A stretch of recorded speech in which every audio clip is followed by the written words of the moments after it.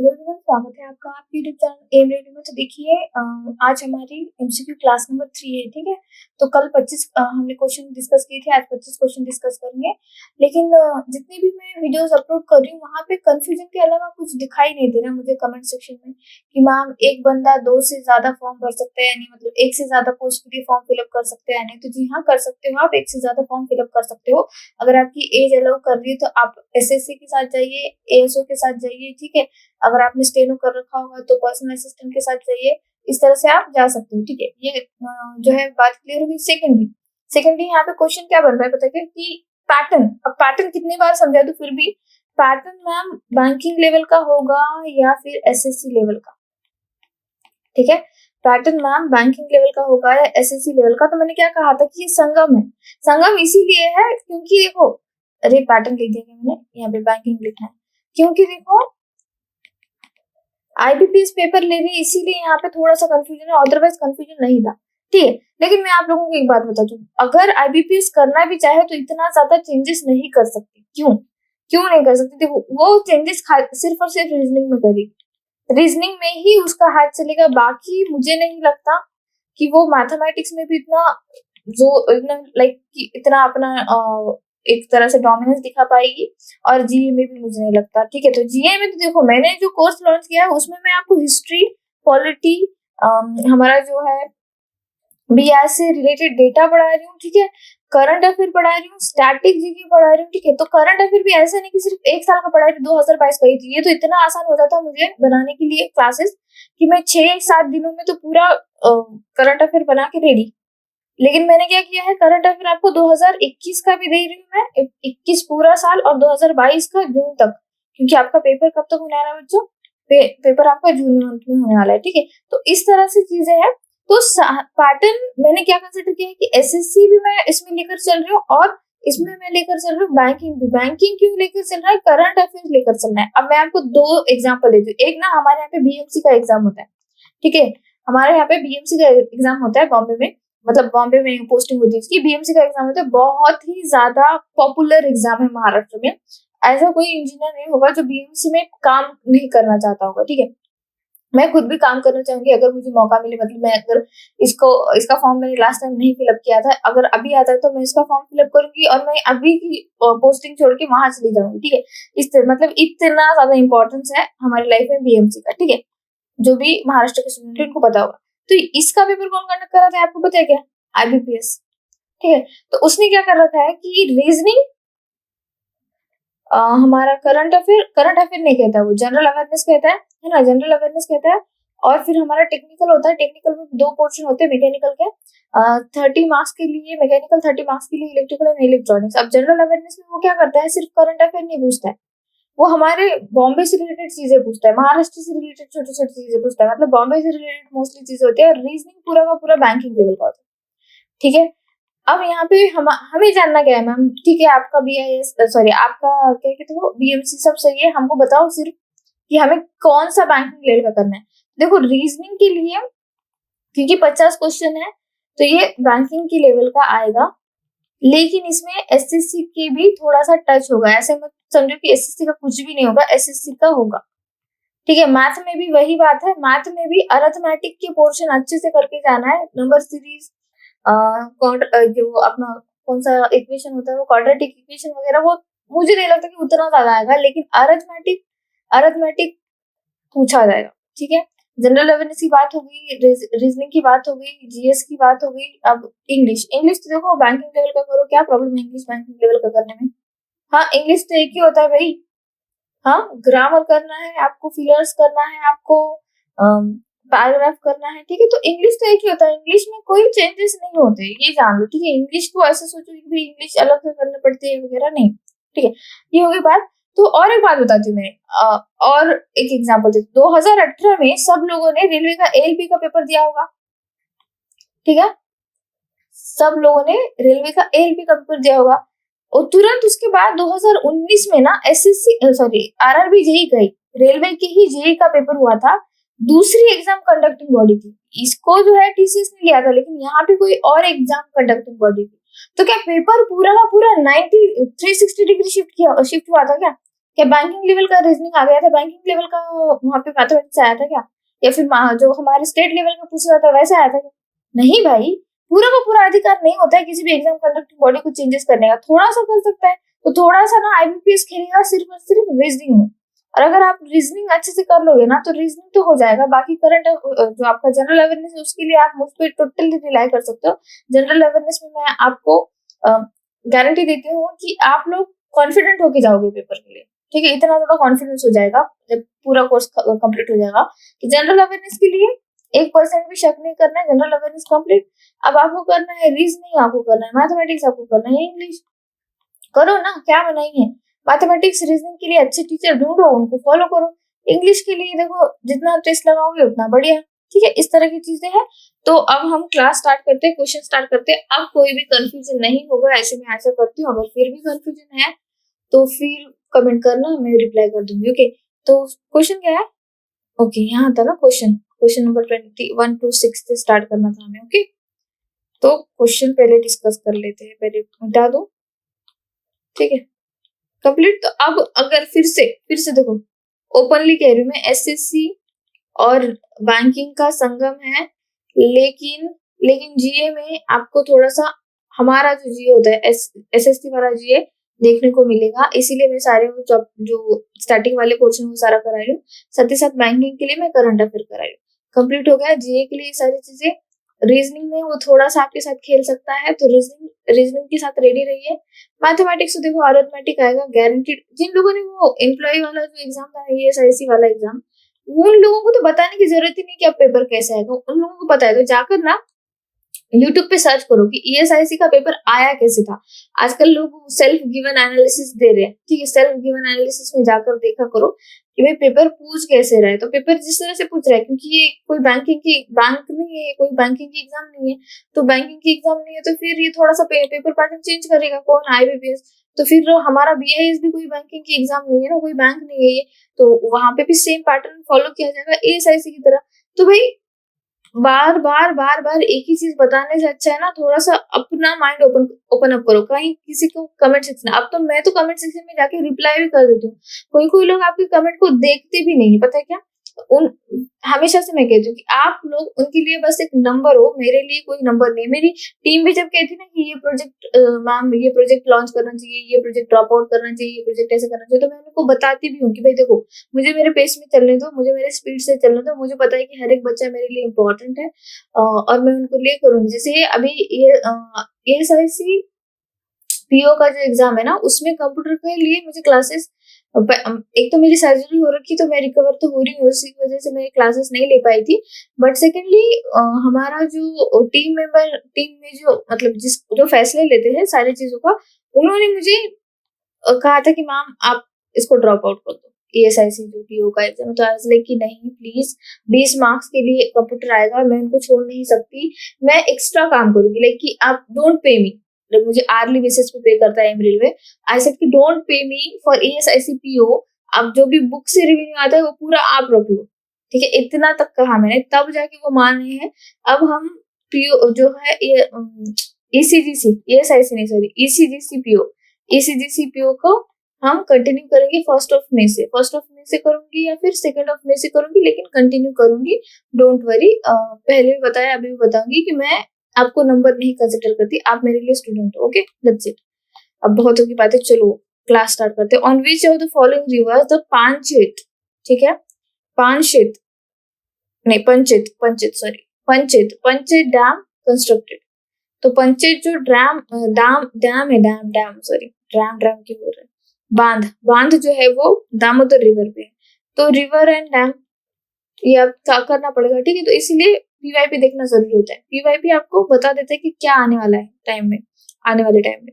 ठीक है, विच civilisation deploy Gurukul system कौन से सिविलाइजेशन लेकर आए थे? तो देखो इंडस वैली सिविलाइजेशन में गुरुकुल जैसा कोई चीज नहीं था, तो इसको तो कट ही कर दो। मेसोपोटामियन सिविलाइजेशन हम क्या लेना देना है। द्रविडियन सिविलाइजेशन, जी हाँ, ये साउथ में थी, लेकिन उससे पहले वैदिक सिविलाइजेशन थी जो कि गुरुकुल सिस्टम पे डिपेंड करती थी। इसी वजह से तो ब्राह्मण इतना ज्यादा, ब्राह्मणों ने अपने आप को इतना ऊपर रखा था और बाकी सबको नीचे रखा था ना, क्योंकि क्या थे, ब्राह्मण ही तो गुरु थे ना।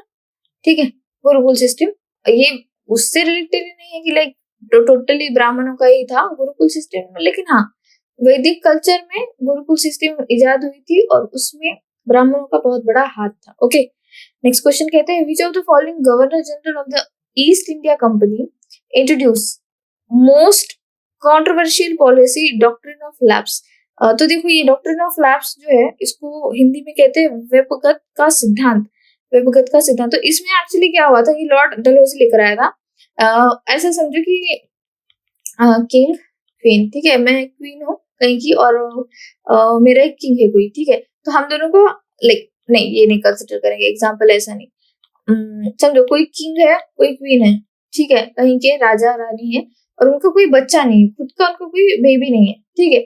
अब उनको कोई बेबी नहीं है खुद का, तो उन्होंने क्या किया कि अपने जो क्लोजेस्ट रिश्तेदार है उनके बच्चों को अडॉप्ट किया, ठीक है। मे भी हो सकता है कि राजा के भाई के बच्चों को अडॉप्ट किया या फिर रानी के भाई के या फिर बहन के बच्चों को अडॉप्ट किया और उसको वारिस जो है ठहरा दिया कि लेकिन यही हमारे राज को चलाएगा, यही हमारे जो भी प्रजा है उनका राजा होगा।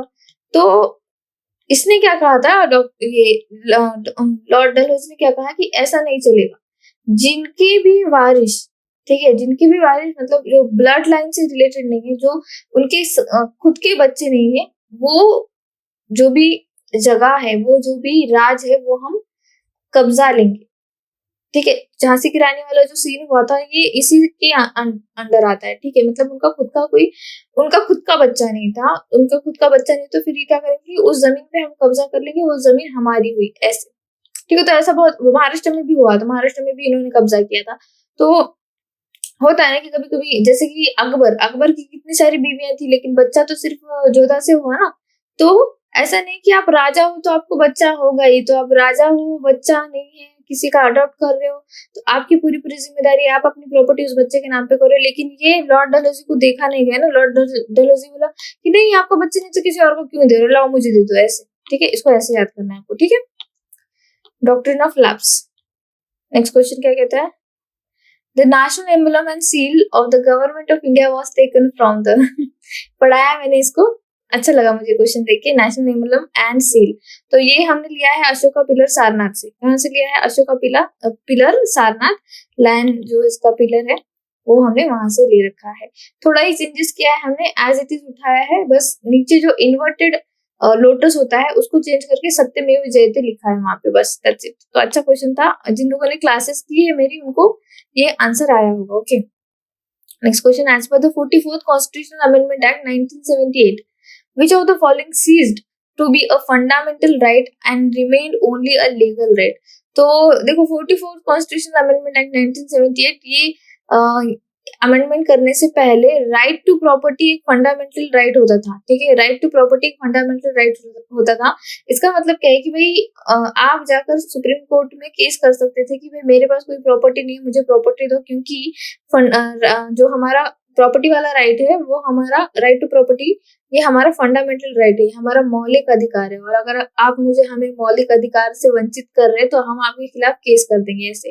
तो 1978 में ये अमेंडमेंट हुआ, कब, 44th कॉन्स्टिट्यूशनल अमेंडमेंट था ये 1978, और इसमें जो है राइट टू प्रॉपर्टी एक्ट एक राइट टू प्रॉपर्टी एक लीगल राइट कर दिया गया, ना कि एक फंडामेंटल राइट। ओके, एक मतलब लीगल राइट कानूनी अधिकार कर दिया गया, ठीक है, ना कि मौलिक अधिकार। Okay, next question, the launch of Chandrayaan 2 India's second moon mission was called off by ISRO due to a technical snag। Okay, the rescheduled date of which this spacecraft was successfully launched। तो हाँ launch पहले जो है बंद किया था, मतलब like call of किया था, फिर बाद में इसको रीशेड्यूल किया। तो ये रीशेड्यूल वाली डेट हर जगह पूछी गई थी, ठीक है। तो ये 2020 का पेपर है ना, हाँ हर जगह पूछी गई थी, ये महाराष्ट्र के भी एग्जाम में पूछी गई थी, तो बहुत फेमस हुई थी डेट। 15 अगस्त 2019 को हुआ था ये। तो कुछ कुछ चीज़ें ऐसे फेमस होती है तो सबको पता ही होती है और हर जगह पूछी जाती है, तो आपको भी याद करना पड़ेगा, ठीक है। तो करंट अफेयर भी मोस्ट इंपॉर्टेंट है यहाँ पे, ठीक है, समझ में आ रहा है, करंट अफेयर भी करना है आपको। नेक्स्ट क्वेश्चन क्या बोल रहे हैं कि identify the software unveiled in 2018, okay, to keep a track of punctuality of trains as well as freight and passenger earnings from anywhere in India. तो ये ई दृष्टि है, ठीक है, ट्रैक करने के लिए। अगर आपको नहीं भी आता था ना, नहीं भी आता था तो ई दिशा तो आपको पता है, ठीक है। आस्क दिशा, ई रेल तो देखो हम लोग, और ई कनेक्ट, ये दोनों तीनों अजीब अजीब दिख रहे हैं आपको, लेकिन ई दृष्टि तो समझ में आ रहा है कि भाई यहाँ पे क्या बता रहा है कि ट्रैक ट्रैक करने के लिए। तो ई दृष्टि, अगर कुछ भी नहीं पता तो भी आप इसके साथ जा सकते थे और राइट हो जाता आपका आंसर, ठीक है। ई दृष्टि, ओके। 132 2018 का पूछ लिया, लेकिन ऐसा नहीं है कि भाई 2018 का चीज है तो 2020 में नहीं पूछेगा, इतना पीछे का क्यों पूछ रहा है। बस न्यूज में होगा ये चीज, इसलिए इसको रिपीट कर देते, दैट्स इट। ऐसा नहीं कि 2018 मतलब अभी 2022 में पेपर हो रहा है तो मैं पीछे वाला भी देखूं क्या मैम, 3 साल पिछले वाला भी देखूं, 2020 का भी कर लूं पूरा। नहीं नहीं, कुछ जरूरत नहीं है, ठीक है। न्यूज में होगा तो मैं ही आपको करा दूंगी। नेक्स्ट क्वेश्चन क्या कह रहा है, which of the following sports, ठीक है, which of the following sports is associated with Deodhar trophy. और हर एक ट्रॉफी और उसके साथ में जो भी स्पोर्ट्स है वो पूछ ही रहा है ये, ठीक है। तो ये हमको करना ही पड़ेगा, ठीक है। तो ये है आपका देवधर, क्रिकेट से रिलेटेड, ठीक है। किससे रिलेटेड है, क्रिकेट से रिलेटेड है। नेक्स्ट क्वेश्चन, मुझे ना कमेंट सेक्शन में कमेंट करके बताना, जो संतोष ट्रॉफी होती है, ठीक है, जो संतोष ट्रॉफी होती है वो कौन से गेम से रिलेटेड है, ठीक है, या फिर कौन से स्पोर्ट्स से रिलेटेड है, कमेंट करके बताना, ओके। नेक्स्ट क्वेश्चन क्या कह रहा है, Dilip trophy, Dilip trophy is associated, ये भी फिर से क्रिकेट से एसोसिएटेड है। क्रिकेट से प्यार था शायद एग्जामिनर को, तो ये क्रिकेट से एसोसिएटेड है बच्चों, ध्यान में रखना है आपको, ठीक है। नेक्स्ट क्वेश्चन देखते हैं, the north east frontier railway, okay, north east frontier railway, ये वाला, ठीक है, NFR, north east frontier railway, ठीक है। तो ये क्या बोल रहा है कि own the best innovation award in the Indian railways, okay, 2018-19 का। What is the name of the innovation, plan भी चल रहा था वहां पे, मधुमक्खी का प्लान चल रहा था, हाँ फेमस था इसीलिए पूछा इसने, बराबर है, प्लान भी चल रहा था, ठीक है।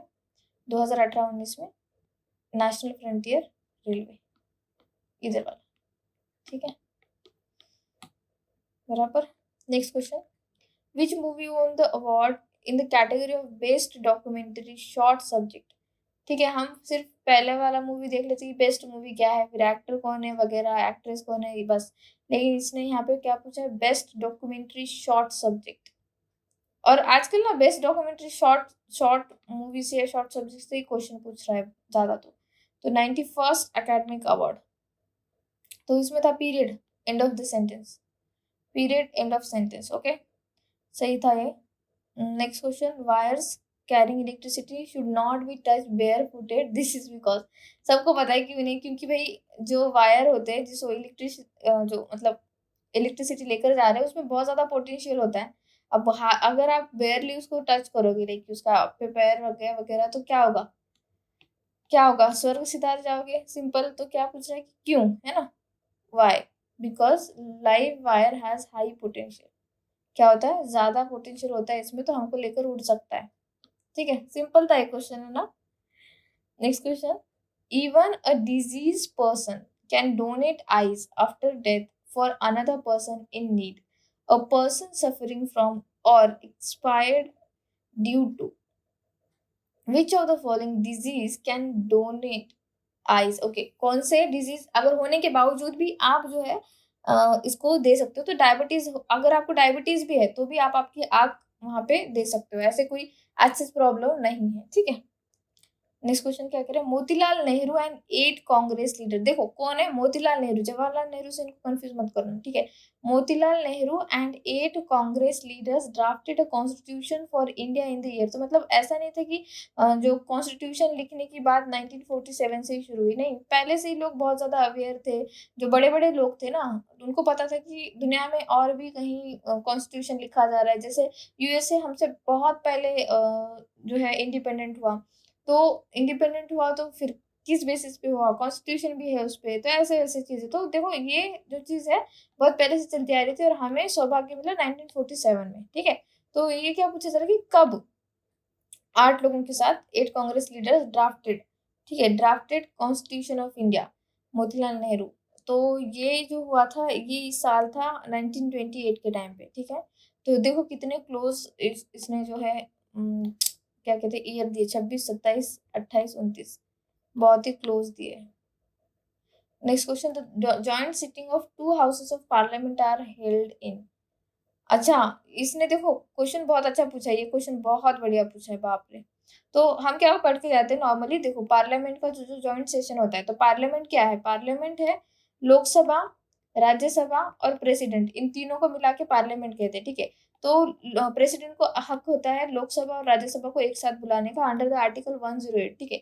अब ये बुला भी ले रहा है, सब कुछ हो रहा है, तो जब बुलाता है तो कहाँ पर बुलाता है, ये क्वेश्चन बना है। मतलब देखो ना कितना बढ़िया क्वेश्चन पूछा है, तो ये सेंट्रल हॉल में बुलाता है, ठीक है? कहाँ पे? सेंट्रल हॉल में ये मीटिंग होती है। अच्छा क्वेश्चन था ये, मुझे बहुत अच्छा लगा ये क्वेश्चन, नोट डाउन कर लेना, हो सकता है किसी ना किसी एग्जाम में पूछा जाए, क्योंकि अभी तक जब भी जॉइंट सिटिंग की बात आती है तो जॉइंट सिटिंग में यही क्वेश्चन बनता है, कौन से आर्टिकल के तहत, या फिर कौन बुलाता है, या फिर उस जॉइंट सिटिंग का अध्यक्ष कौन होता है, लोकसभा का स्पीकर होता है, ठीक है? तो ये सारी चीजें हम पॉलिटी में अच्छे से पढ़ेंगे कि भाई जो हमारा प्रेसिडेंट है वो कितनी बार बुलाता है, क्यों बुलाता है, कैसे बुलाता है, वगैरह वगैरह, ठीक है?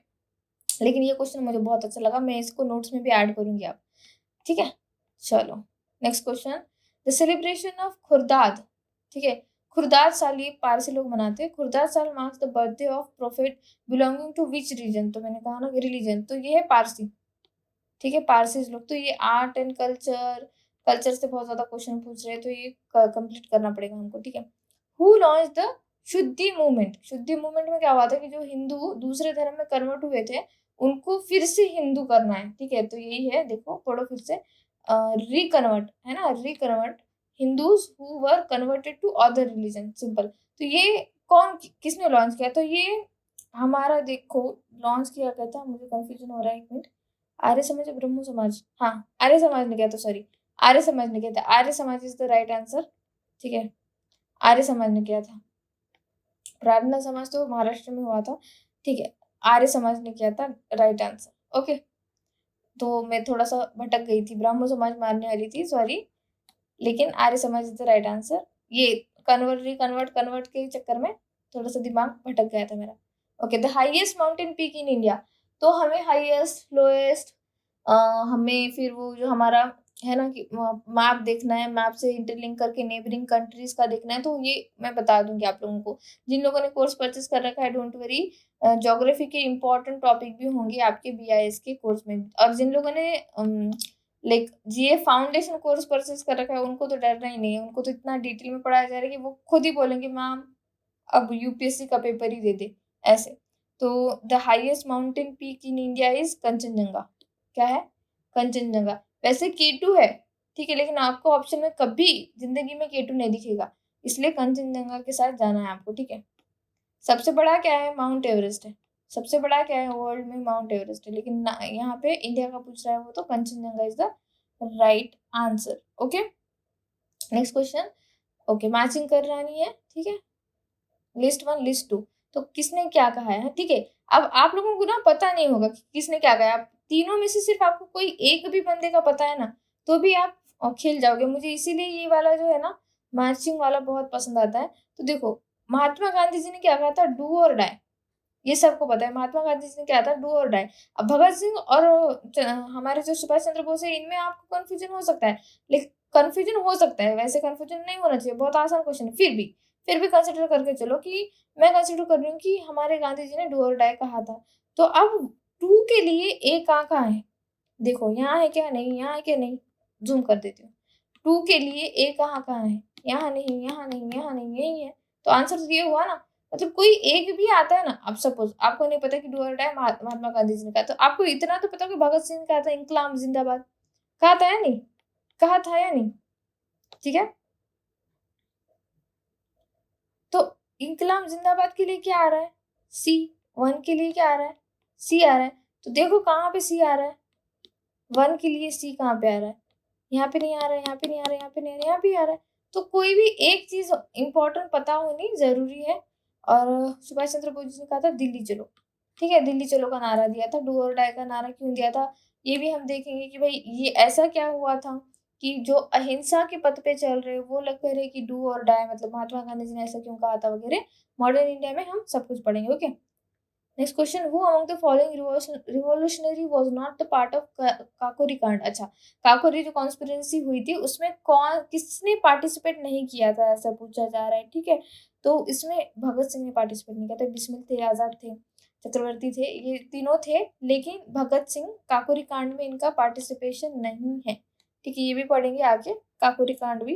तो मॉडर्न इंडिया बहुत अच्छा पूछ रहा है ये। मॉडर्न इंडिया तो देखो, मॉडर्न इंडिया पूछ रहा है, इसके दिल में है। अगर बहुत सारे शिफ्ट होते हैं ना, तो किसी शिफ्ट में ये आपको एंशियंट इंडिया पूछ लेगा, किसी शिफ्ट में मिडिवल, किसी शिफ्ट में मॉडर्न।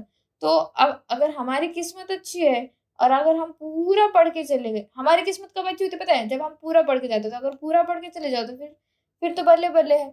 अगर क्या होता है ना कि कभी कभी ना यूपीएससी में भी मिडिवल मिडिवल भी इतने क्वेश्चन नहीं आते। ठीक है, तो अभी आपका कॉल है कि आप मिडिवल करना चाहते हो या नहीं करना चाहते हो। अगर कभी किया, ठीक है, और कभी क्वेश्चन नहीं आया, उससे उतना ज्यादा नहीं आता है, मतलब पहले वाले पेपर में नहीं आया, तो आपने वो कॉल लिया, आपने रिस्क लिया, तभी आप वहां पे कर पाए। ठीक है, मतलब दो चीजें होती है कि लाइक मॉडर्न, अब मॉडर्न छोड़ के नहीं जा सकते हो आप, ये गारंटी है। मॉडर्न छोड़ के कहीं नहीं जा सकते, ना यूपीएससी में, ना आप किसी दूसरे एग्जाम में। तो मॉडर्न तो छोड़ना ही नहीं है, लेकिन छोड़ना नहीं है, ठीक है, छोड़ना नहीं है, इसको करके जाना है। लेकिन मिडिवल और एंशियंट में आप थोड़ा-सा आगे-पीछे देख सकते हो। पर लेकिन अगर किस्मत खराब होगी तो क्या करोगे? तो सारा का सारा करके जाओ, एंशिएंट भी करके जाओ, मिडिवल भी करके जाओ और मॉडर्न भी करके जाओ। Okay, Bhagat Singh right answer. Next question, which of the following option is true regarding the tenure of member of state public commission? State public service commission, okay, state public service commission का जो tenure है, tenure ही पूछा ना, हाँ, 62 years का होता है। तो यहाँ पे क्या पूछ रहे हैं? ये क्या है? 62, हाँ, यहाँ सही है, सही है, ये डी, डी सही है, ईयर ही पूछता है ना, इसीलिए। तो क्या कह रहा है ये देखो, स्टेट के लिए पूछ रहा है। अगर वहीं यूनियन होता तो यहाँ पे चेंज हो जाता, 65 हो जाता। स्टेट के लिए क्या पूछ रहा है? A member of state public service commission shall hold office until he attains the age 62 years. Right, extremely right, 62 years. Okay, next question, Shanti Swarup Bhatnagar Prize is one of the prestigious multidisciplinary science award. Science award, question में भी question बन सकता है कि भाई शांति स्वरूप भटनागर जो पुरस्कार दिया जाता है वो कौन से फील्ड से रिलेटेड है। ये क्वेश्चन में भी क्वेश्चन बन सकता है बच्चों। ठीक है, तो क्या पूछ रहा है कि India who won the Shanti Swarup Bhatnagar prize in for medical science in 2018? 2018 का पूछ रहा है ये। ओके, 2018 का पूछ रहा है ये, 147। मुझे इसका पता नहीं है, सच में पता नहीं है। हम क्या करते हैं कि इसका आंसर की देख लेते हैं, आंसर की प्रोवाइड की है यहाँ पे, जल्दी से आ जा आंसर की। पेज नंबर क्या चल रहा है? 151 ना, हाँ। क्या था क्वेश्चन? अरे कितने नंबर पे था क्वेश्चन? वेट, 151 डन, 146 था, 146। ओके, 146 याद रखो, नहीं 146 नहीं, सॉरी, 147 नंबर क्वेश्चन था। ऐसे है ना, मेरा थोड़ा सा कॉन्फिडेंस डाउन हो गया भाई, लेक्चर में मुझे पता नहीं है, 2018 का है ना, मुझे इसलिए याद नहीं आ रहा है इतना डिटेल में। ठीक है, 147, 147 का आंसर क्या है? डी, डी है। ठीक है, क्या है? डी है।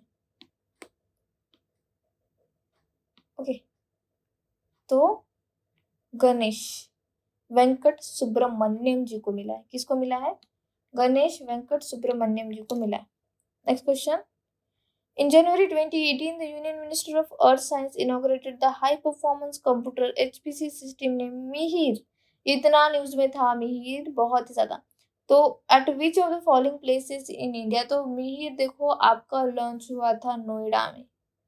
कहाँ पे? नोएडा में। अब दिल्ली तो ऑप्शन में नहीं था, तो दिल्ली मार के आ भी जाते ना तो गलत हो जाता, ध्यान रखो। नोएडा में इसको रिलीज किया गया था। कहाँ पे? Noida. Okay, the right answer is Noida. Next question क्या कह रहा है? Who won the FIFA young player award? ये इम्बाम्बे करके याद रखा था ना सब लोगों ने, परफॉर्मेंस इन 2018 वर्ल्ड कप। तो इम्बाम्बे, इम्बाम्बे, इम्बाम्बे, ठीक है, काइलिन इम्बाप्पे, इम्बाप्पे, ओके, इम्बाप्पे। तो इनको क्या मिला था? कौन सा अवार्ड मिला था? Young player award. FIFA world cup, Olympic, most important, most important, ठीक है, पैरालंपिक भी करना है। आप तो आपको क्या करना है? पैरा ओलंपिक भी करना है। सारी चीजें करनी है बच्चों, कुछ भी छोड़ के मत जाओ। ठीक है, अगर आपको जॉब लेनी है, बस यही नहीं, बीआईएस की नहीं, कोई भी जॉब लेनी है तो सारी चीजें करना मैंडेटरी है आप लोगों के लिए। ओके, ऐसे मत समझो कि तुम कर रहे हो, ठीक है, तुम अकेले नहीं हो इस रेस में, बहुत सारे लोग कर रहे हैं। वो लोग करंट अफेयर भी करके जा रहे हैं, वो लोग जीके भी करके जा रहे हैं, वो लोग रीजनिंग भी करके जा रहे हैं, वो लोग इंग्लिश भी करके जा रहे हैं। जॉब चाहिए नहीं चाहिए, चाहिए तो फिर सब कुछ करना पड़ेगा भाई। मैथमेटिक्स भी करके जा रहे हैं। कोई लोग क्या करते हैं कि अब देखो, जनरल अवेयरनेस आप मुझसे पढ़ रहे हो, आपको बहुत अच्छा लग रहा है, आप बहुत अच्छे से जनरल अवेयरनेस क्लियर भी कर लोगे, तो जनरल अवेयरनेस के भरोसे निकलता नहीं है ना पेपर। जनरल अवेयरनेस के भरोसे नहीं निकलता, आपको सारा करना है। मैं कहती हूँ कि अगर थाली में 6 चीजें रखी है तो 6 की 6 चीजें खाओ, तभी आपका पेट अच्छे से भरेगा, आपको पूरा पोषण मिलेगा।